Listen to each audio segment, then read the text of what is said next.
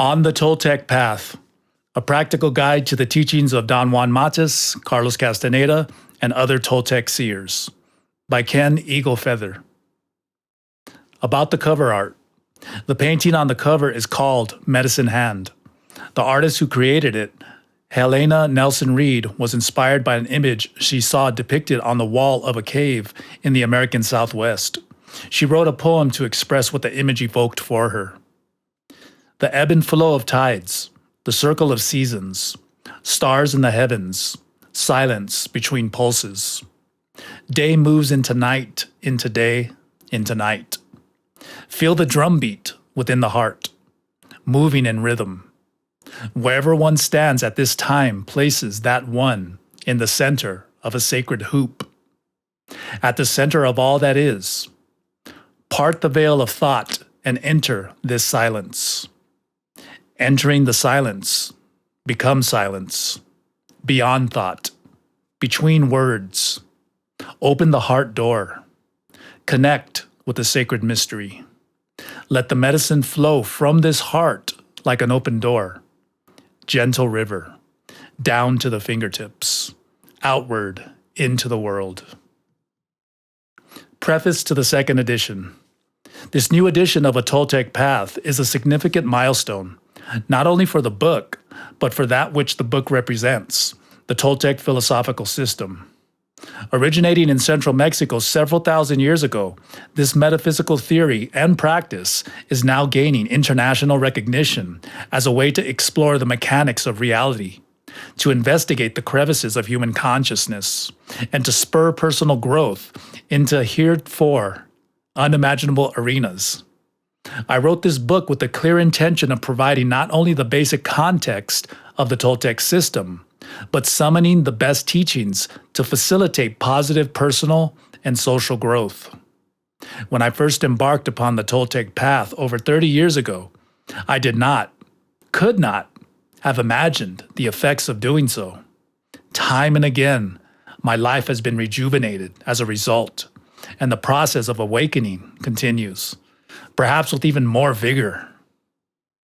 A Toltec path, now 10 years old, marked the completion of an apprentice-level learning task set for me by my teacher, Don Juan Matus, a Yaqui Indian seer. To immerse me in Toltec thought and action, he required that I write about the works of Carlos Castaneda, whose best-selling works examined the philosophy Don Juan presented to him. That task took 18 years. At first, I had to learn and understand the complex topic that I was to write about. Daily practice of Toltec principles constantly turned my life upside down. What I had previously believed to be true turned out not to be necessarily so. I realized that my life had been based only on one narrow view of the world, one slice of the pie called reality. To fulfill my teacher's charge, I also had to learn how to write. For this part of the task, one writing class turned out to be the first step toward earning a journalism degree, a journey that revealed to me even more of the nuances of human nature. If I couldn't bridge cultures and meanings, how could I effectively communicate about an altogether different version of reality, and thereby complete my task? Completing all the aspects of my learning task pulled resources out of me I did not know I had. It placed me on a path of connection with the world at large and set the stage for continued transformation. The Toltec way is only one of the many personalities of metaphysical perspective available, including those of religion and philosophy.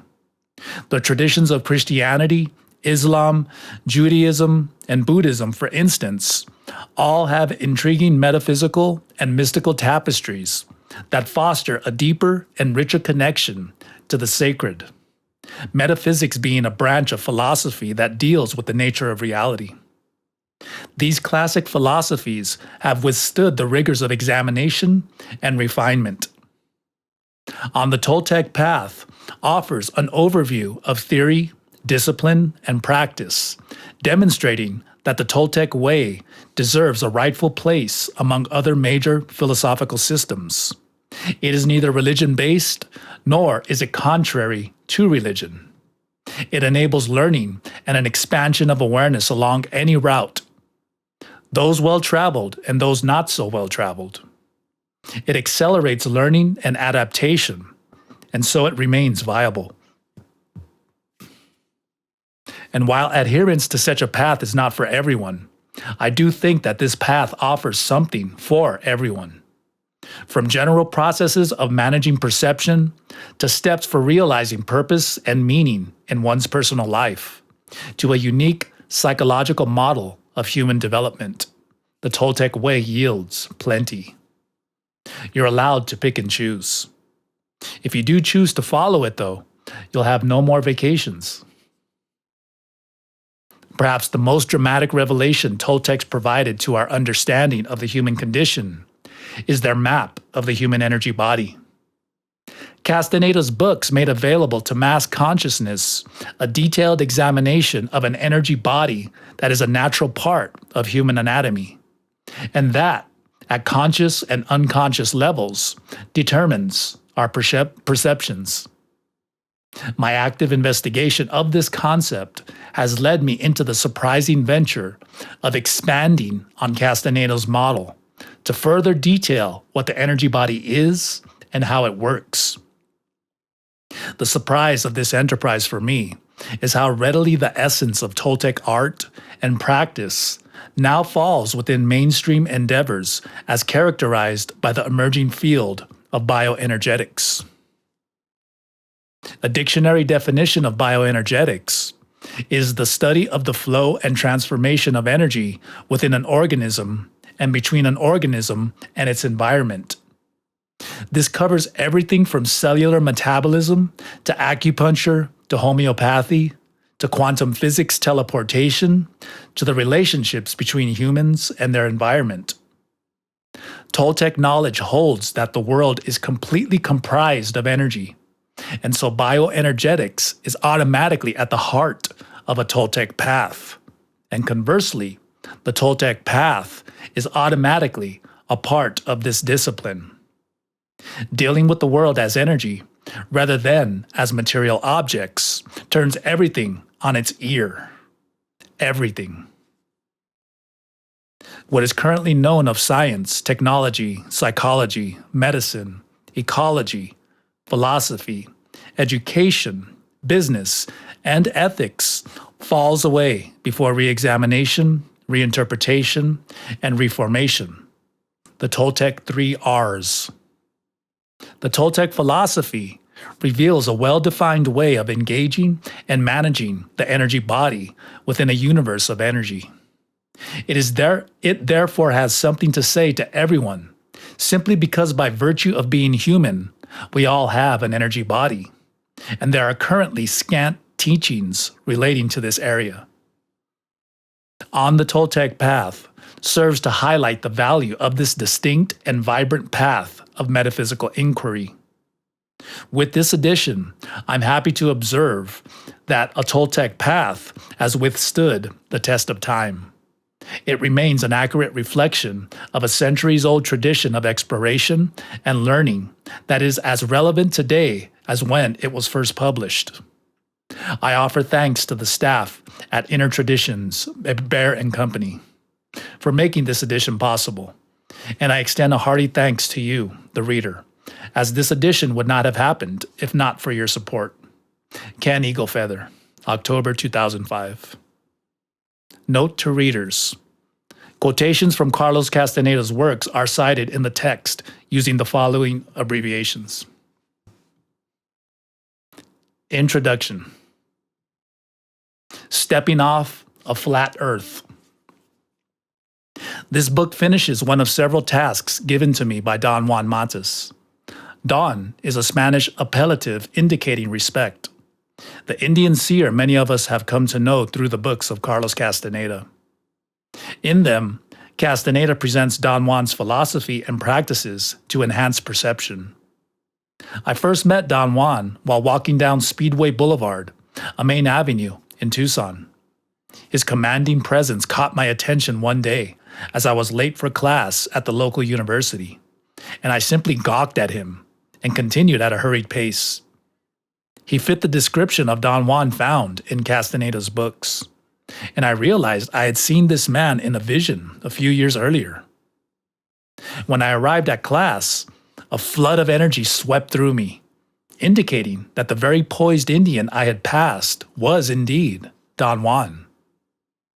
A couple of days passed, and I saw him again, this time standing near a small market on the outskirts of town. I approached him and held a very short conversation. I was too intimidated to remain long in his presence. Over the next few years, our paths crossed many times. Each time, he offered a lesson regarding the mysteries of awareness. When I later moved from Arizona to Florida, his instruction continued during dreams and visions. My first book, Traveling with Power, offers a full account of how I came to be his apprentice. Meeting Don Juan marked the end of one journey and the beginning of another. Prior to meeting him, I had totally immersed myself in Castaneda's books. Rigorous daily practice of the techniques offered in his books was the only way I could secure relief from a bleeding ulcer. The balance I learned from this regimen eventually led to healing that disease. Then, through Don Juan's instruction and continued daily practice, I embarked on another sojourn as I learned to stand firm within his tradition of exploring consciousness. Don Juan later charged me with writing 2 books that would elaborate on Castaneda's material. In the course of this task, I changed some of Castaneda's terms. These changes are entirely in keeping with Don Juan's teachings. Indeed, he mentions that his teacher, Julian, changed terms to suit himself. The only guideline is that the changes have to be verified through seeing. In this light, changing terms allows us to view his concepts from different angles. As Clarissa Estes writes in her book, Women Who Run with the Wolves, terms create a territory of thought and feeling. They give us a place to live, she says. In other words, terms shape what is perceived. The trick, however, is to learn how to handle the territory so the boundaries don't become barriers. Instead of the term sorcery to describe the system Don Juan teaches, for instance, I call it the Toltec way. A practitioner, therefore, is a Toltec rather than a sorcerer. 2 compatriots of Castaneda who've also published accounts of their interaction with Don Juan use Castaneda's term, sorcery. Florinda Donner in Being and Dreaming and Taisha Abelar in The Sorcerer's Crossing refer to sorcery as a means of expanding perception. Thus, sorcery is an entirely abstract endeavor, and the evil connotations often placed on that term are automatically voided. No argument. But using the term Toltec also voids erroneous connotations, and it acknowledges a particular way of unfolding perception as well.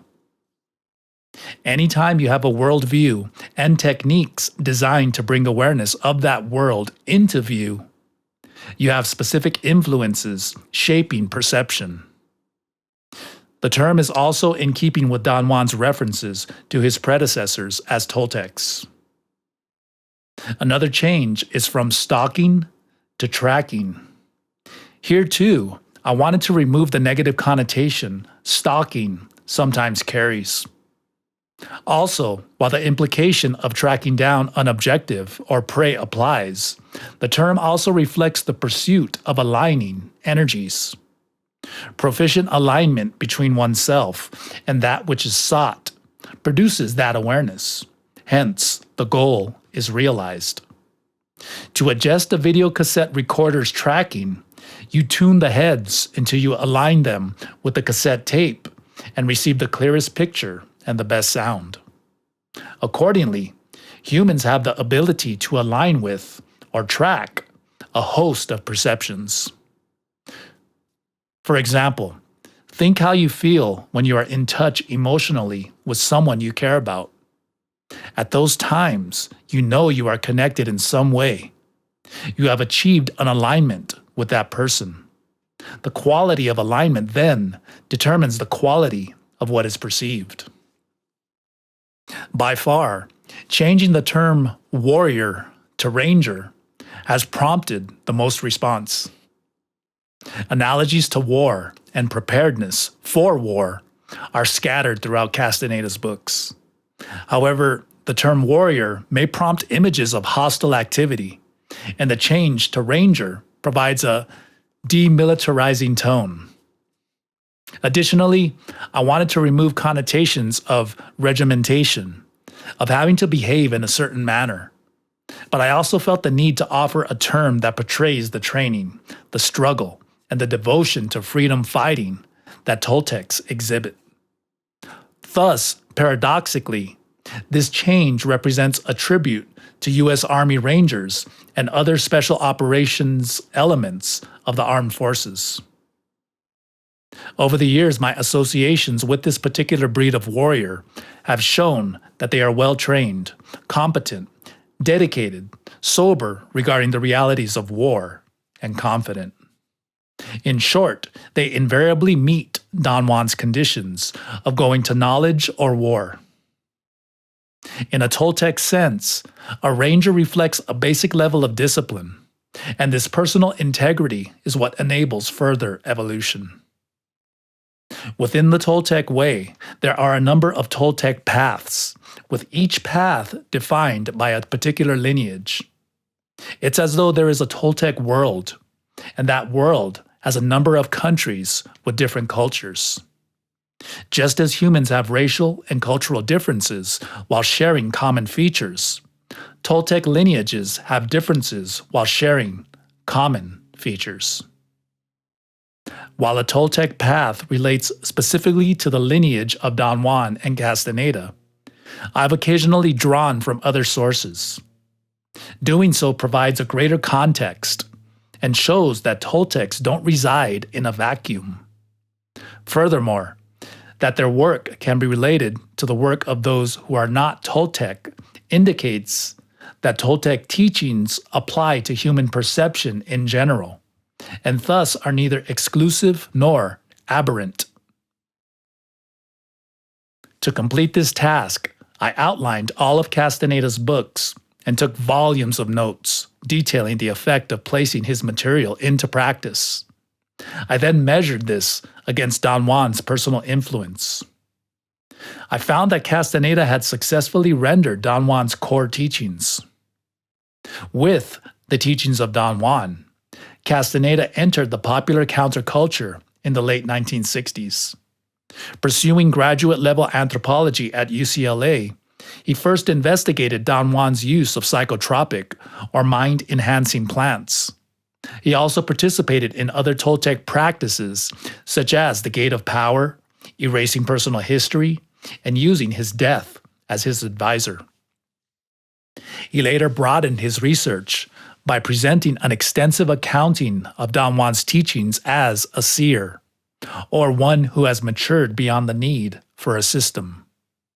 Rather than dogmatic adherence to a system, a seer is concerned with handling perception. His or her use of a system is intended only as leverage to foster that pursuit. A seer's evolution centers around a mode of perception Don Juan refers to as seeing. As it refers to achieving an alignment of energies, seeing provides direct insight into a person, event, or awareness itself. It bypasses the symbolic, indirect qualities of the rational intellect. I wasn't aware of Castaneda until the publication of Journey to Ixtlan, retitled Sorcery, A Description of the World. This third book served as Castaneda's doctoral dissertation. In part due to the novel-like style of his books, Castaneda remains controversial. Many think his books are fiction. Offering a strong counterpoint to this, Donner and Abelard have associated with Don Juan and Castaneda. In fact, they are members of Castaneda's team, and therefore are in a position to offer first-hand accounts. Their books provide hard evidence for Castaneda's, hence Don Juan's, legitimacy. When considering Castaneda's books, it is important to acknowledge a few factors. First, Don Juan spoke to Castaneda, not to us. We are not privy to Don Juan's voice inflections, facial expressions, nuances, or the complete context of his endeavors with Castaneda. Moreover, Don Juan took Castaneda's personality into account. For instance, Don Juan regarded Castaneda as having an affinity with the old cycle of seers, which at times placed his interests more in line with ancient sorceric concerns. Hence, Castaneda's books carry a flavor that fulfills certain tastes and answers certain questions, while leaving a hunger for more and different connections. Yet it's clear Don Juan knew the impact of his teachings. He assigned Castaneda the task of writing several books about them. Castaneda proved equal to the task with his relentless questioning, courageous participation, and his superb rendition. Second, it is inappropriate to take one thing Don Juan says and expand that as conclusive evidence for a particular point of view. For example, sometimes people say Don Juan is sexist. This view is often based on a conversation between Don Juan and Castaneda, when Don Juan likens the female aspect of Datura plants to a woman. He says Datura sneaks up on a man and gives him cravings. In other references, however, it is clear Don Juan holds the highest regard for women, usually considering them better than their male counterparts. Third, in his doctoral dissertation, Abstract, Castaneda clearly indicates his work is emic anthropology. Emic methodology looks at knowledge from the perspective of participation, of membership within the culture one is studying. Etic methodology, on the other hand, is the more traditional, non-participatory, objective observer approach. Therefore, Castaneda's material is presented from participation rather than from observation. As a result, his manner of reporting varies from more conservative academic presentations. The basis of this book, then, is the exploration of Castaneda's books and verification of their teachings through personal experience.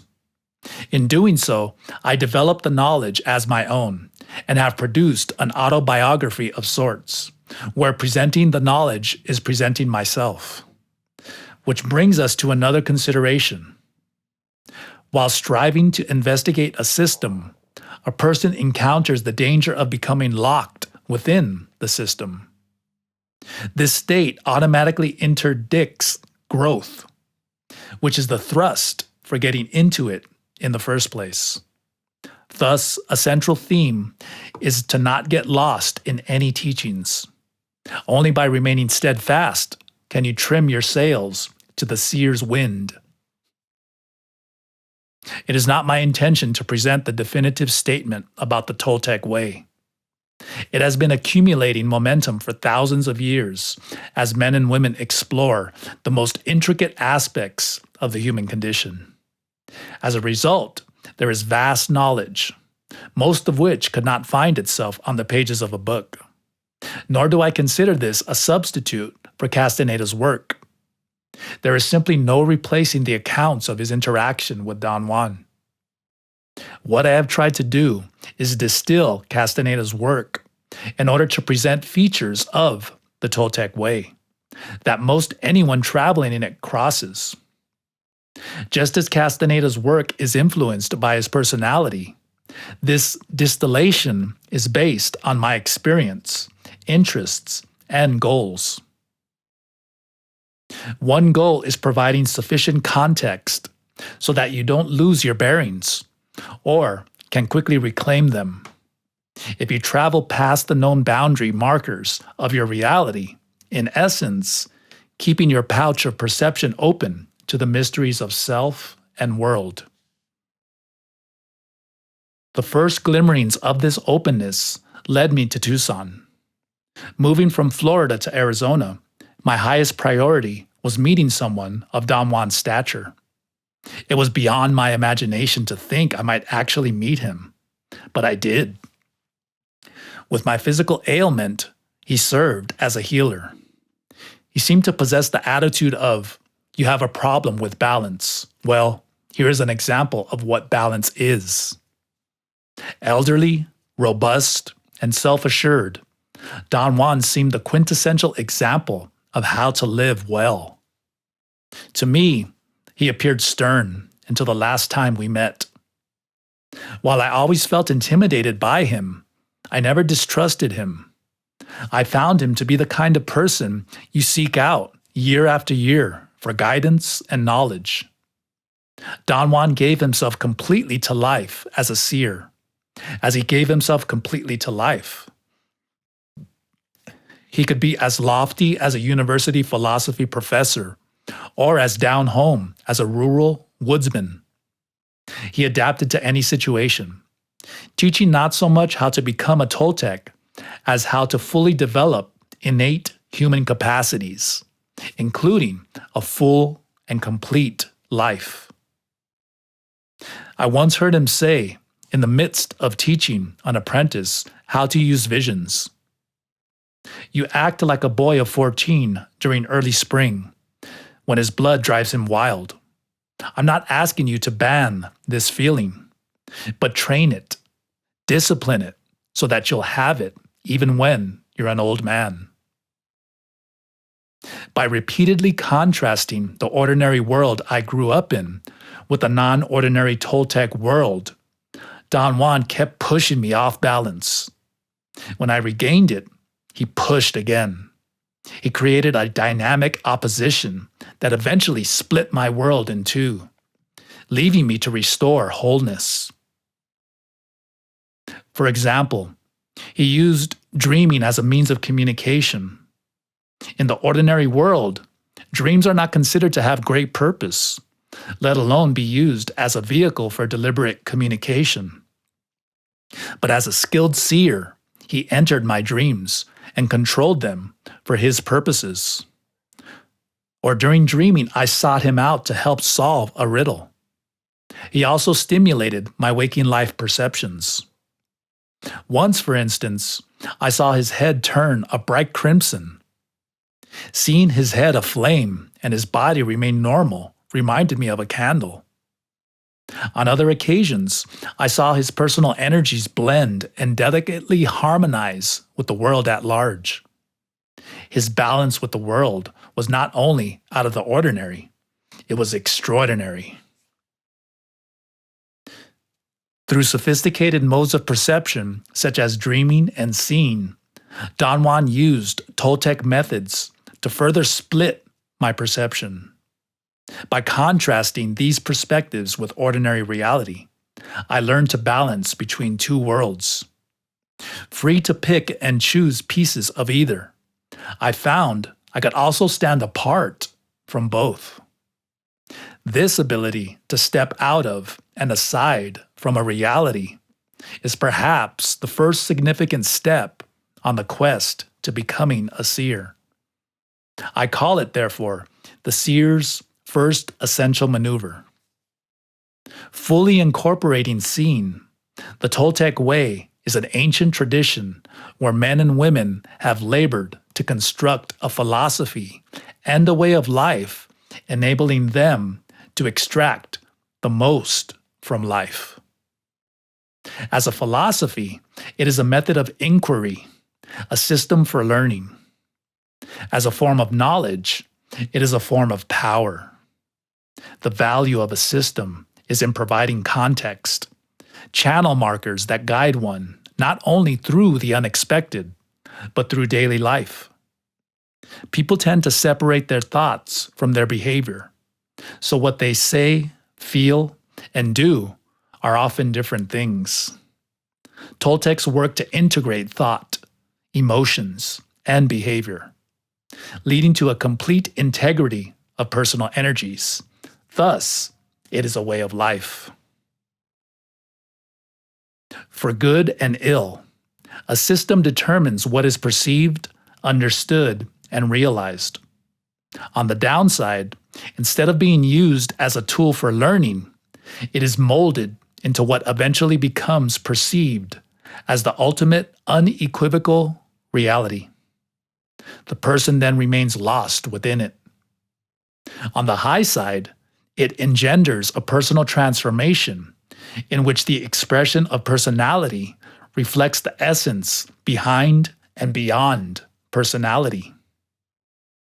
Behavior emanates from an intimate connection with all creation, rather than from the social conventions of ordinary or non-ordinary realities.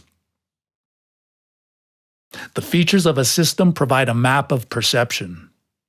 Maps orient us to our location, offer a direction in which to proceed, and facilitate movement in that direction. For example, principal features of a Toltec map are the luminous body and the focal point, which Castaneda refers to as the assemblage point. The luminous body surrounds and permeates the physical body. When seen, the physical body floats inside this egg, or ball-shaped luminosity. Emanating from the luminous body is the aura, or auric field. Likening this to an incandescent light bulb, the physical body is the filament, the luminous body is the energy within the glass, and the aura is the emitted light.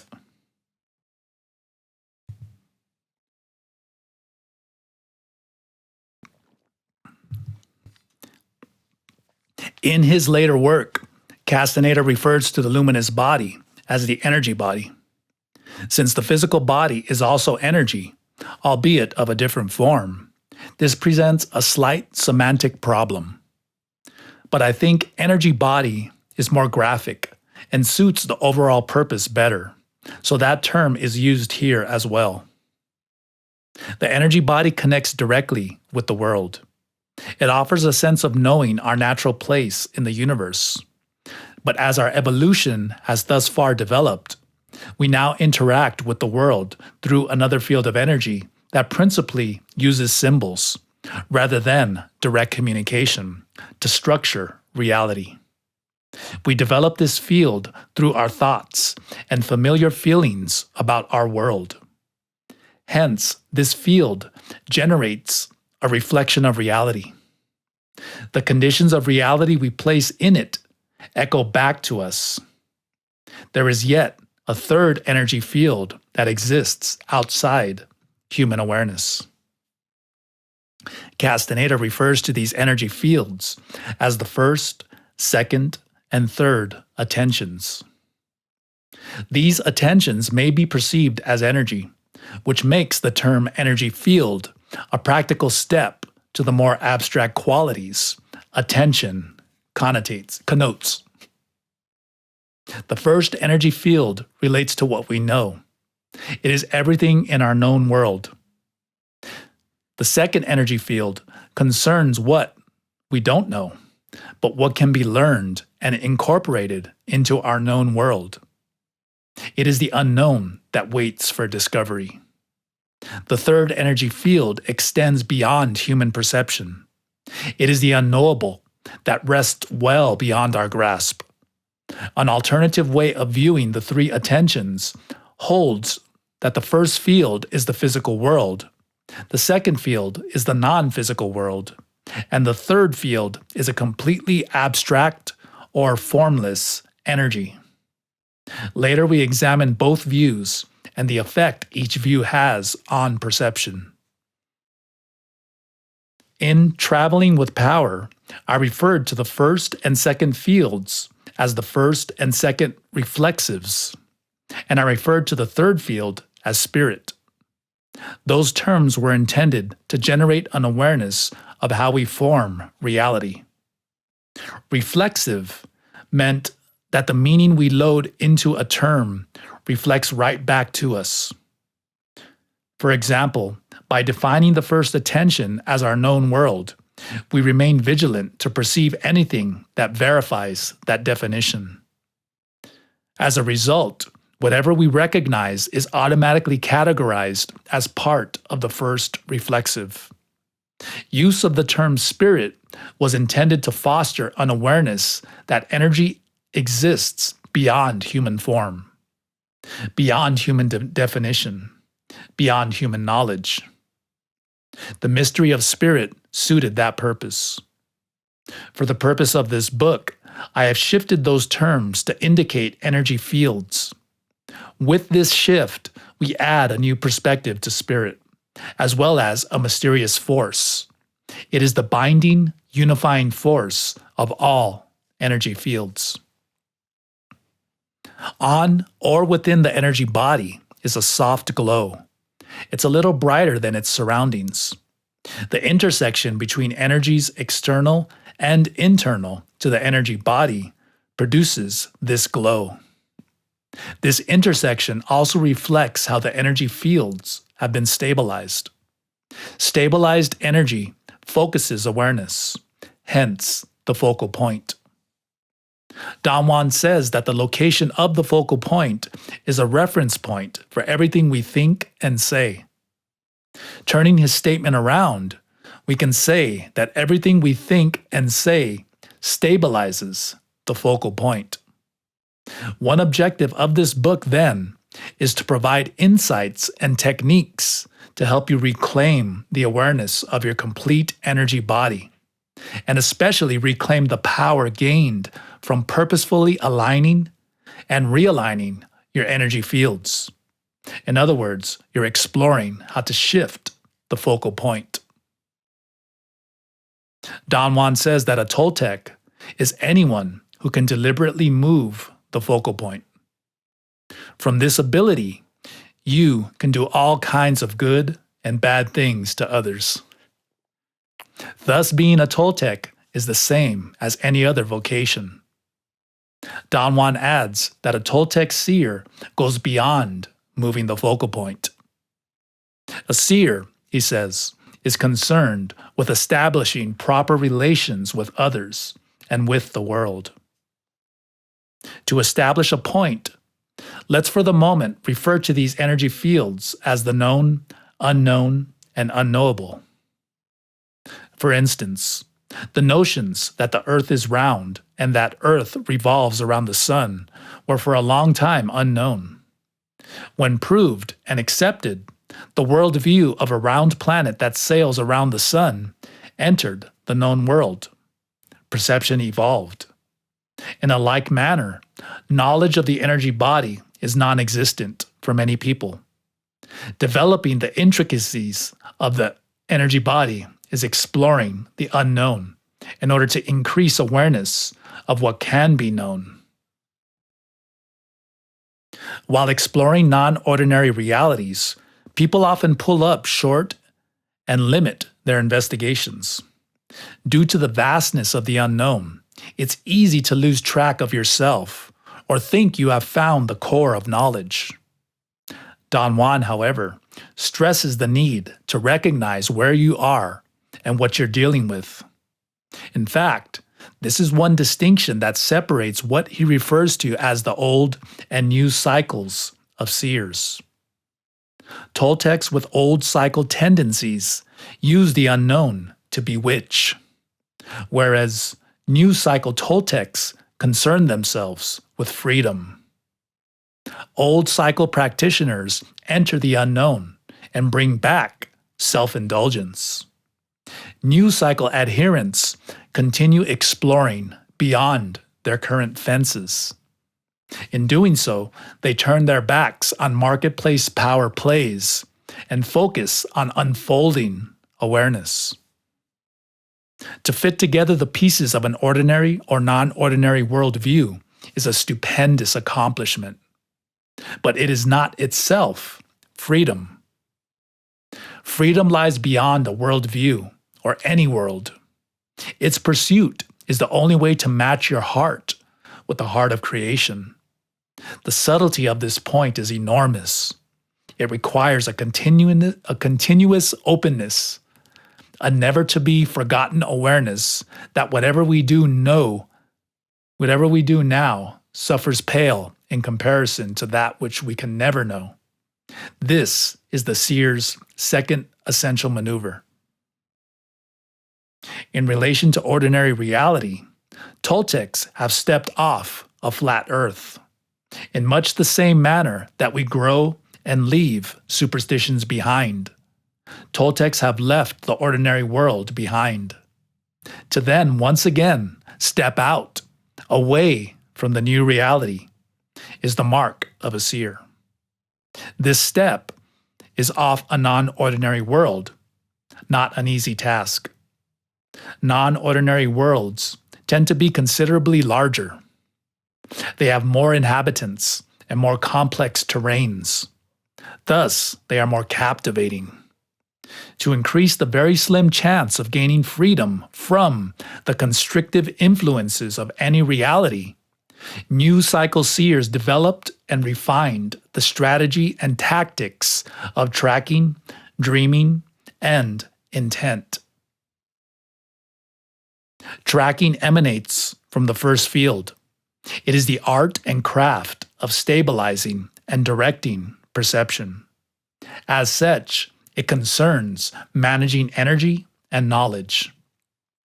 Thus, it brings to bear a systematic and calculated quest for personal growth.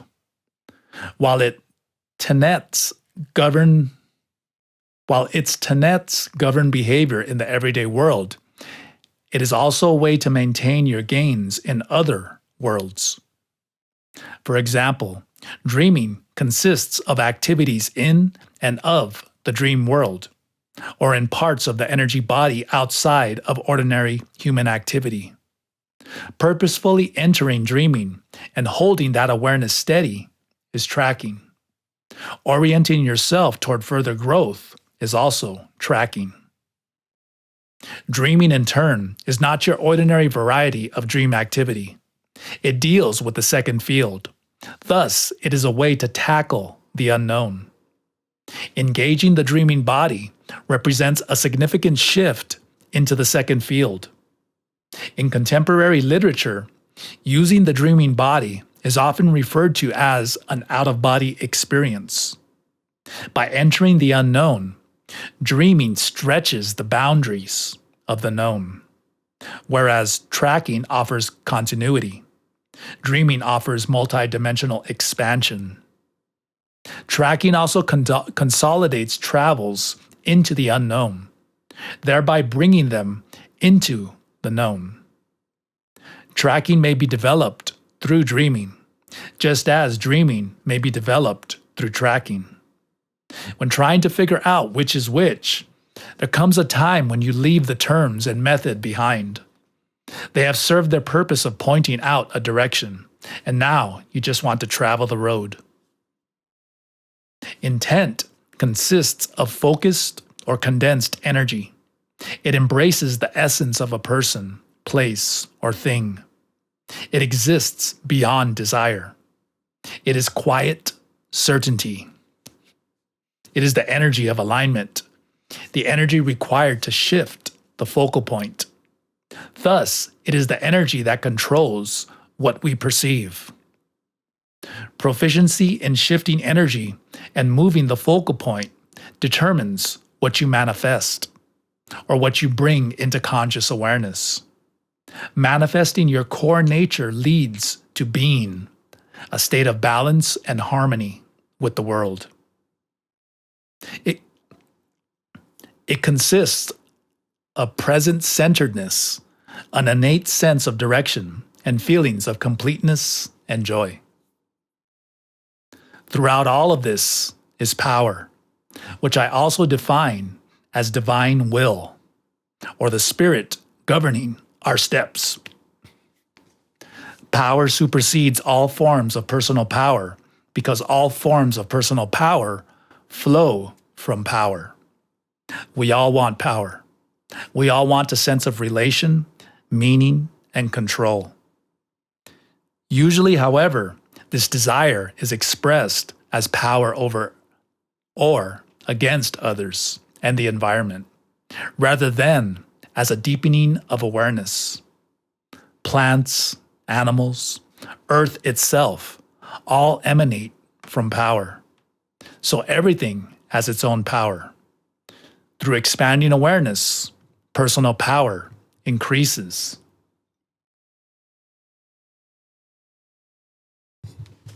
How personal power is utilized separates the old and new cycle of seers. The old cycle seers crammed personal desire into their pursuit of powers. The person demonstrating the most control over something was the top banana. So they remained locked within themselves. One key the new cycle seers introduced was ethics. Rather than the accumulation of power for show, this new refrain included an overriding bent to use personal power to enhance perception, to gain freedom. In these terms, personal power results from how a person and power coincide. The better and deeper the connection, the more personal power. Hooking into power, you subordinate yourself to a higher awareness, a higher knowledge. This is the seer's third essential maneuver. If you can implement the three essential maneuvers, you have established a primary orientation for your continued evolution. These maneuvers are addressed from different angles throughout this book. The Toltec way offers a means to develop a unique relation with the world. Your life is then between you and divine will, not how a culture or another person thinks your relation should be. This path has shown me that there is spirit in all people, places, and things. The entire world is alive, and this makes the Toltec way something good to write about. On its path, I have found beings of different makes and models, worlds of different form and substance, and treasures of different hue and texture. It is indeed like stepping off a flat earth and falling into worlds of other makings. Then again, perhaps we step off only to find the earth was never flat after all. The only thing flat was perception. Following a Toltec path gives form to something that is, in essence, formless. To travel it, there are no standardized steps. The order of this book is for coherency, to help you use a system that Castaneda has called extremely sophisticated. Since the system deals with the abstract, part of its rendering is abstract. As Don Juan says, for a Toltec, the abstract is something with no parallels. It can't be conceived of, but it can be handled. The difficulty in designing a tool, such as this book, is directly proportional to the complexity of how the tool is to be handled. For example, in their book on virtual reality, Silicon Mirage, Steve Oxtakalnis and David Blattner compare a hammer, a photocopier with 50 different buttons and computers. One of the questions they deal with is how to design an interface between tools and the humans who use them. As a limited tool, the hammer has a simple design. More complex than the hammer, the photocopier has a more complex interface or method of use. Even more complex than photocopiers are computers. Their complexity, the authors mention, prevents some people from even trying them out. They also point out, however, that virtual reality technology makes the user part of the technology rather than external to it. Thus, while it may be an even more complicated computer, its interface has been simplified. Therefore, the detail of this book is to help you conceive and handle Toltec sophistication. But as you'll discover, it is also designed to deliver you into the system itself, to make you part of the technology. The challenge then is to handle it and make it work for you, even if you don't understand it. This requires one thing: practice. It is the doing of it that stimulates the energy body, and this process is what sets the stage for growth. Also, while its premises have been tested and explored by other Toltecs as well as by me, keep in mind that what works for one may not work for another. So try the techniques and examine the perspectives. Observe, test, and measure the results. Don't assume truth. No one can tell you what you'll find by learning to take stock in your perception, other than that you'll most likely find an interesting time. Non-ordinary worlds may prove unbelievable to some. They may go against the grain of all that has been taught and learned. Keep in mind, though, that experience follows from what has been taught. 100 years ago, someone introducing aerospace engineering would be considered nuts. Yesterday or today, it is the same prejudice against expanding our comfort zone of knowledge and traveling new landscapes of awareness. As unusual as Toltec perspectives and experiences might seem, they are still a human endeavor. This book is for those who wish to increase their practice of perceptual evolution. In essence, On the Toltec Path is about how to engage and then to transcend method and route to a seer's freedom. Even if the Toltec way is not your natural path, engaging it will further crystallize your path. And remember, while terms and concepts of any system hold power by giving perspective and direction, there comes a time when they lose their effectiveness. Technique and method should always rest subordinate to a personal relation with power. So when they lose their power of keeping you with spirit, it's best just to let them dissolve and go about your business of living. Let them dissolve into growth, however, not from lack of effort. The work is always the individual's, responsibility. And it's not simply to realize in understanding, but to realize throughout your being.